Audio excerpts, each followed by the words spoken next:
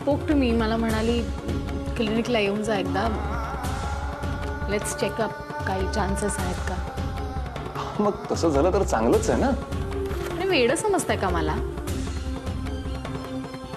Basic science मला सुद्धा माहिती आहे, मला माहिती आहे यातनं काही निष्पन्न होणार नाही, मग कशाला अपेक्षा ठेवायच्या नाही का. मग आपण घेऊया का बाळ दत्तक?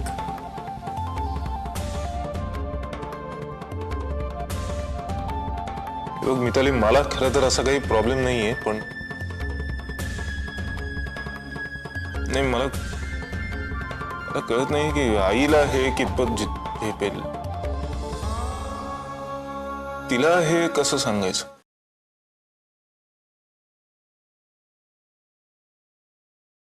निंबोणीच्या झाडामागे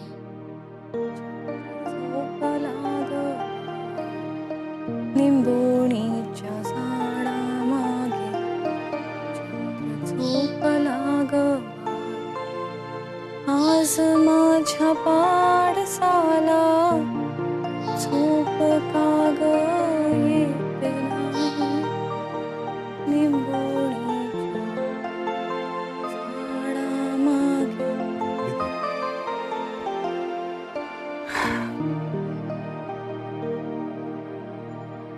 तुम्ही नका आईंना काही बोलत जाऊ. उगीच त्यांना तो आपला अपमान झाल्यासारखं वाटतं. अगं मला खरंच तसं काही म्हणायचं नसतं ग, पण कधी कधी इतकं ते जाऊ द्या हो, आपणच समजून घ्यायला हवं. नका तुम्ही बोलत जाऊ. मगाशी जेवताना आई काहीतरी म्हणत होत्या ना तुमच्याशी बोलायचे म्हणून. अरे हो, मगाशी म्हणाली होती ती मला काहीतरी म्हणायचं. काय बोलायचं असेल? भीती वाटायला लागली. तू काळजी करू आहे ना.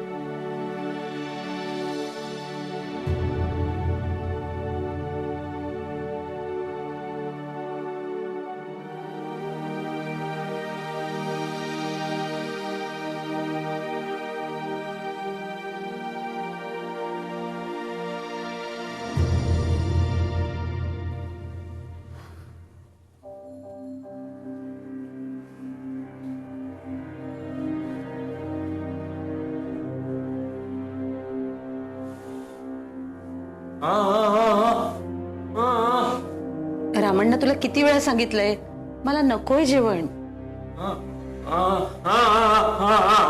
होऊ दे थंड, मला नकोय. नको सांगितलं ना, नको रे बाबा. तू अजून जागी आहेस? मी तुला सांगितलं होतं ना, तू तू झोप म्हणून मी येईन. मग 2 वाजायचे आले आता आणि तू. अरे मी मुद्दाम नाही रे जागत बसले, झोपच येईना, मग काय करू. पण गोळ्या आहेत ना, का त्या सुद्धा घेतल्या नाहीस? त्या गोळ्यांचं सुद्धा मला ना आता कंटाळा आलाय. एक दिवस या गोळ्यांनीच मरून जाईन मी. आई असं काय बोलतेस ग उगाच. रामण्णा जेवण जेवण गरम करून आणा आईसाठी. हं? हा माझ्यासाठी सुद्धा आणा.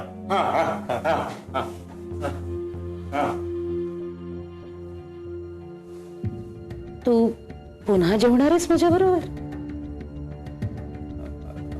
आई तू काही गरज नाहीये. मला बरं वाटावं म्हणून पुन्हा माझ्या बरोबर जेवायची. नाही आई, मला ऍक्च्युली खूप भूक लागली. 2 तास ड्राईव्ह करत होतो ना मी, त्यामुळे जाम भूक लागली मला. तुला ना नीट खोटं सुद्धा बोलता येत नाही मनू. अरे खोटं बोलायचं असेल ना तर आधी डोळ्यांनी खोटं बोलावं लागतं. डोळे कधी खोटं नाही बोलत रे बाळा. आई, नको ना माझ्यासाठी अशी थांबत जाऊस. मी तुला सांगितलं होतं ना मी नक्की येणार आहे म्हणून. मग काही विश्वास नव्हता का तुझा माझ्यावर?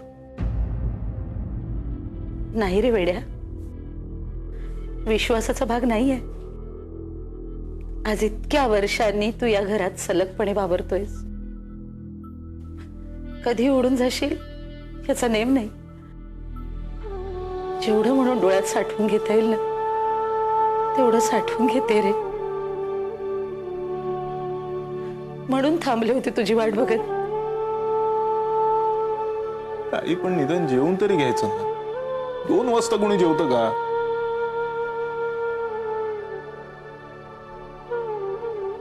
आम्ही जेवायचो रे बाबा. काय? तुझे बाबा आणि मी गप्पा मारत गच्चीवर बसलो ना की वेळ कसा जायचा ते कळायचंच नाही. आणि मग पोटात खड्डा पडला ना की लक्षात यायचं, अरे आज आपण अजून जेवलोच नाही आहोत.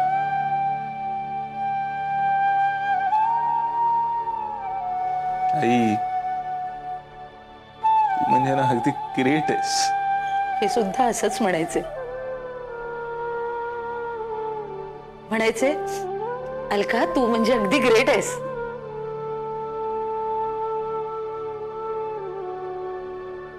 मनोहर, मी हे परत येण्याची वाट बघते रे.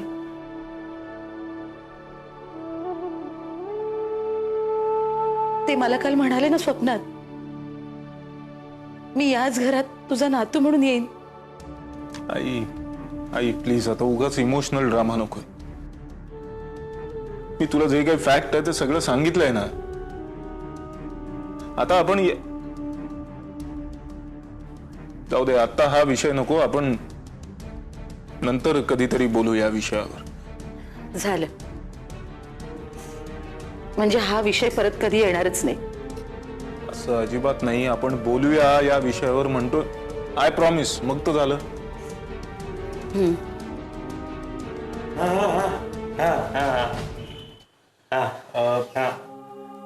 मी तिला जेवायला देतो. तू तू जाऊन झोपलास तरी चालेल. अरे नाही मी बघतो तिच्याकडे. तू खरंच जाऊन झोप.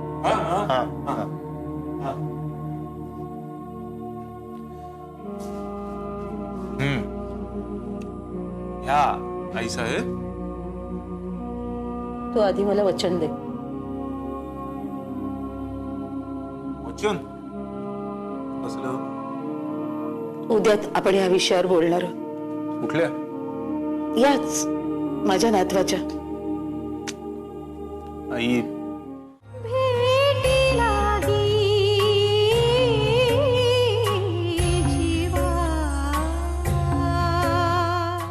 हे बघ, तू मला आधी वचन दे. हा असं काही घाईघाईने बोलण्याचा विषय आहे का? आपण निवांतपणे बोलू ना या विषयावर. मला माझ्या डोळ्यांनी माझ्या नातवाचं तोंड बघायचंय. आई मी नातवाचं म्हणजे यांचंच. आई अगं तू वचन दे आधी. बरं ठीक आहे, वचन दिलं. आपण उद्याच बोलणार आहोत. ओके, उद्याच बोलूया. आता जेवणार आहेस? चला.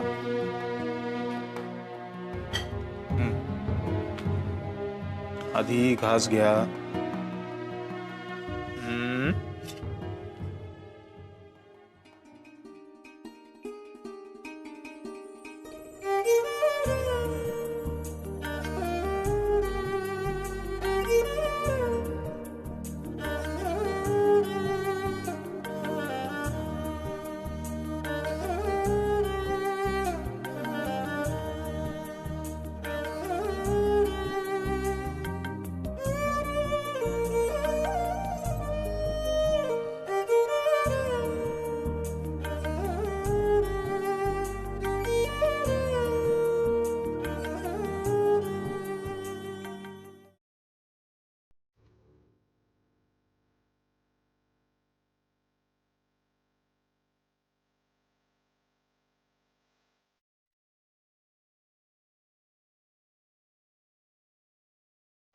आई जवळजवळ मला इथे बसून 5 मिनिटं झाली. काही बोलणार आहेस का आता? तुला काय आणि कसं सांगितलं म्हणजे समजेल याचा विचार करते. कशाबद्दल बोलतेस तू? तू उगीच वेळ पांघरून पेडगावला जाऊन बस. की घरामध्ये माझी काही किंमत नाही लक्षात आलंय माझ्या. आई पुन्हा आपलं उद्या तेच तेच तेच तेच. तुला या घरामध्ये किंमत नाही असं का वाटतंय तुला? आणि या विषयावर आई आपण असंख्य वेळा बोललोय, असं नाही वाटत का तुला? काही तडच लागत नाही ना कशाचा, म्हणून परत परत त्याच विषयावर बोलतोय आपण. अरे पण या सगळ्याचा मला किती त्रास होतो याचा विचार केलायस का? बरं ठीक आहे, सांग शांतपणे सांग मला सगळं. आता अजून काय शांतपणाने सांगू तुला? तुमच्या दोघांच्या मध्ये मला काही किंमत नाहीये हे लक्षात आलंय का तुझ्या? आई तू उगाचच आपलं काहीतरी बोल. उगाचच? आता मीच उगाचच का? हे बघ मी तुला आता एकदा शेवटचं सांगते. तुम्हाला खरंच जर माझा त्रास होत असेल ना तर तसं सांगा ना मला, मी निघून जाते घरातनं. आई तू कुठेही जायची गरज नाहीये, हे घर तुझंच आहे आणि कुणीही या घरामध्ये तुला काही बोलत नाही. मी एवढंच तरी काही बोललो का तुला? बोललो काही? पल्लवी सुद्धा तुला काही बोलली नाही. मग माझ्या चहाड्या मामाकडे कशाला सांगता रे? अच्छा, हा प्रॉब्लेम आहे तुझा.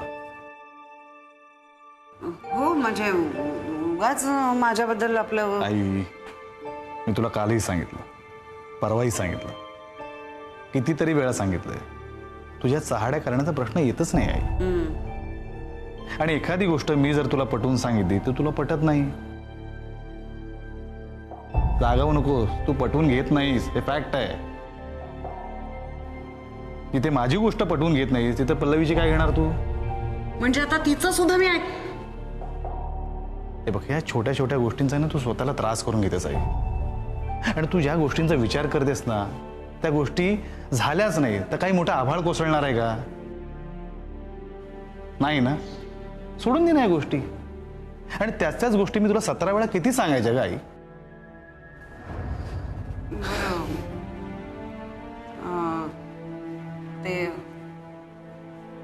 त्याचं काय झालं?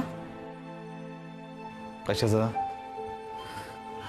आता तू पेडगावला जातोस, स्पष्ट विचारते, नातवाचं काय झालं माझ्या?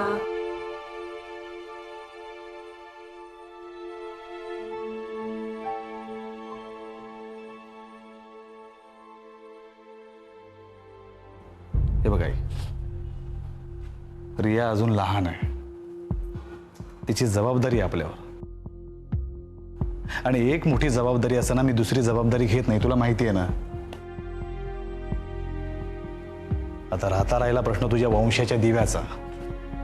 आता या सगळ्या कल्पना आपण किती कवटाळून बसायचा याचा आपणच विचार करायला नको का?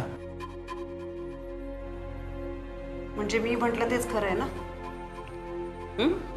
माझ्या शब्दाला या घरामध्ये किंमत नाही. हे बघ आई, आता तू आहे ना वडाची साल आहे ना पिंपळाला जोडायला चाललीस. या गोष्टीचा आणि त्या गोष्टीचा काही संबंध आहे का?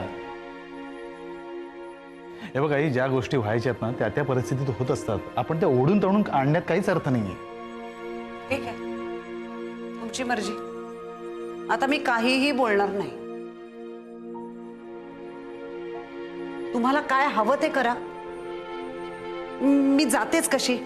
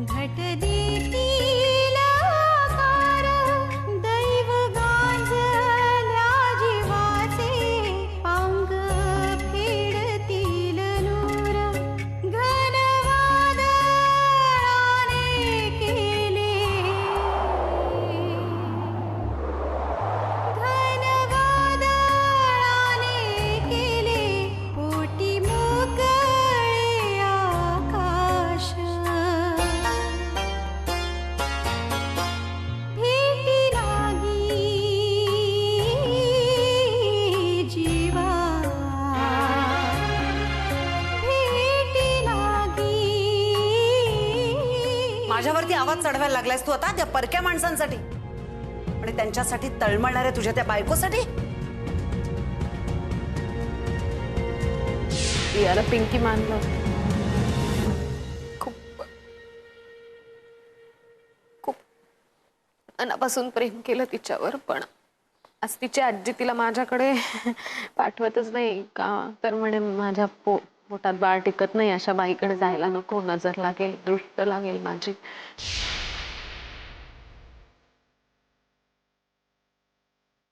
गोष्ट विचारते, नातवाचं काय झालं माझ्या?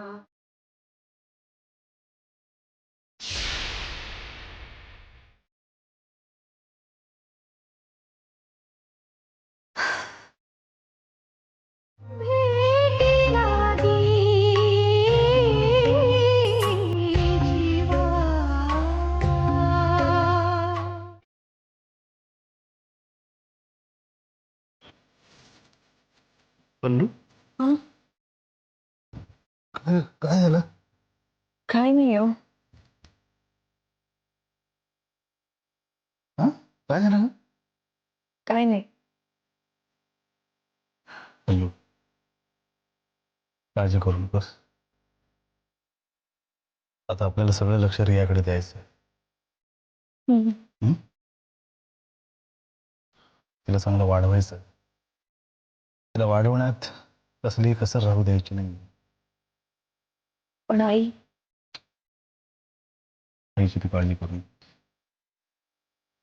तिला काय सांगायचं, कसं सांगायचं ते मी बघतो.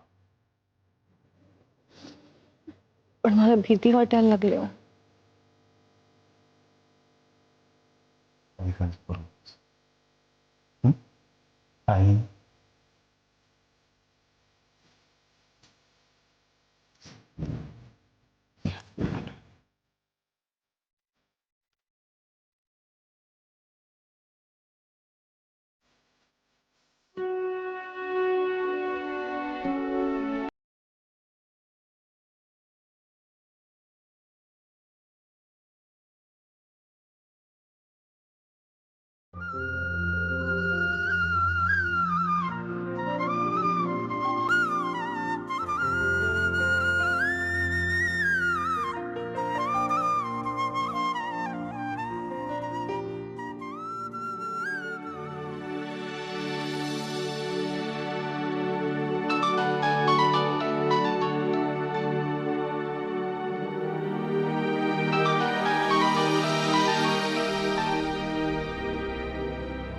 हा बोला मी. हा अरे कुठेस रे? घरी म्हणजे ऍक्च्युली आईकडे. बर बोललस काय कशाबद्दल म्हणतोस? म्हण्या हो नाही नाही बोललो नाही अजून. म्हणजे ऍक्च्युली वेळच नाही मिळाला बोलायला. म्हण्या या गोष्टीसाठी वेळ नाही मिळणार, वेळ काढावा लागणार आहे. परिस्थिती हाताबाहेर जायच्या आत निपटायला हवं सगळं. तुला तर 2-2 आघाड्यांवरती लढायचंय म्हण्या. बघतो बोलतो. बोलून घे लवकर आणि सांग मला. नक्की. ठेवू फोन. या वाट बघतोय. Bye bye.